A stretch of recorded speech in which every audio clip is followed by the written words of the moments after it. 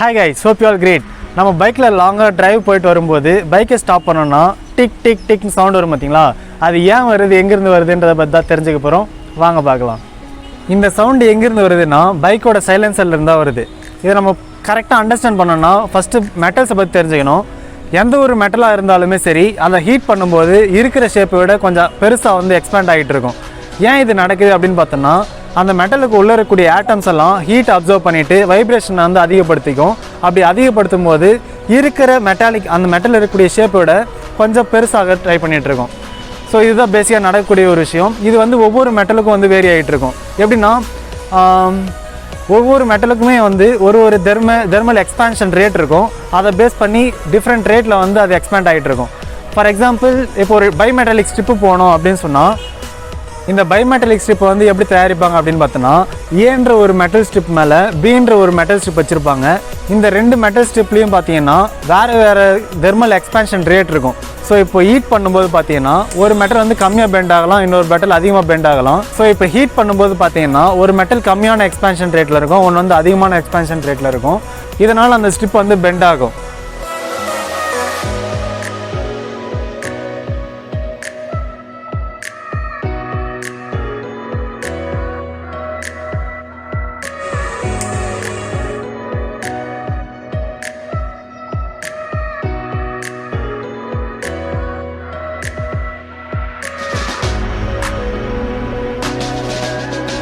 இந்த bimetallic ஸ்ட்ரிப்பை various அப்ளிகேஷன்ஸ்க்கு use பண்ணிப்பாங்க. எங்கெல்லாம் நம்ம ஹீட்டை டிபெண்ட் பண்ணி ஸ்விட்ச் பண்ணணுமோ அந்த இடத்துல இந்த பைமெட்டாலிக் ஸ்ட்ரிப் யூஸ் பண்ணிப்பாங்க. ஃபார் எக்ஸாம்பிள், இப்போ அயன் பாக்ஸ் பார்த்தீங்கன்னா கண்டினியூஸாக ஹீட் ஆகிட்டு இருக்கும், அப்புறம் ட்ரிப் சவுண்ட் வரும் பார்த்தீங்களா? அதுவும் இந்த பைமெட்டாலிக் ஸ்ட்ரிப் தான் பண்ணிகிட்டு இருக்கும். அயன் பாக்ஸ் போலேயே பார்த்தோன்னா இந்த சோக் இருக்குது பார்த்தீங்களா? எலக்ட்ரானிக் சோக் இப்போ நியூவாக வந்தது. இதுக்கு முன்னால் காயில் டைப் இருக்கும் பார்த்தீங்களா? அந்த சோக்குக்கு ஸ்டார்டர் வச்சுருப்பாங்க பாருங்கள். அதுலேயும் இந்த பைமெட்டாலிக் ஸ்ட்ரிப் இருக்கும். சில பில்டிங்ஸில் ஃபயர் அலாரம் வச்சுருப்பாங்க இல்லையா? அதுலேயும் பார்த்தீங்கன்னா பைமெட்டாலிக் ஸ்ட்ரிப் தான் வச்சுருப்பாங்க. எப்போல்லாம் அங்கே ஃப்ளேம் படுதோ இல்லை ஹீட் படுதோ அப்போ அது எக்ஸ்பேண்ட் ஆகிட்டு வாட்டர் ஷவரையோ இல்லை அலாரமையோ த்ரோ பண்ண இருக்கும். இதே போல் தான் பார்த்தீங்கன்னா water heater, temperature controlled soldering machine, இது மாதிரி நிறைய அப்ளிகேஷன்ஸ் ஒர்க் ஆகிட்டுருக்கு.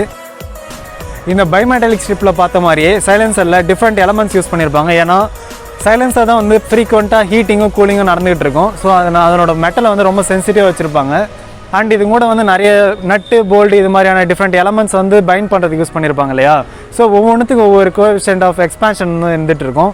ஸோ இந்த தெர்மல் எக்ஸ்பான்ஷனால் என்ன ஆகும்னா, ஒவ்வொரு மெட்டல் ஒவ்வொரு மாதிரி எக்ஸ்பேண்ட் ஆகி சுருங்கிட்டு இருக்கும். இதனால தான் நமக்கு அந்த டிக் டிக் சவுண்ட்லாம் வந்துட்டுருக்கு. இப்போ வரக்கூடிய மாடர்ன் பைக்ஸ்லலாம் பார்த்தோம்னா பவுடர் கோட்டிங் அந்த சைலன்சரில் கொடுத்துருப்பாங்க.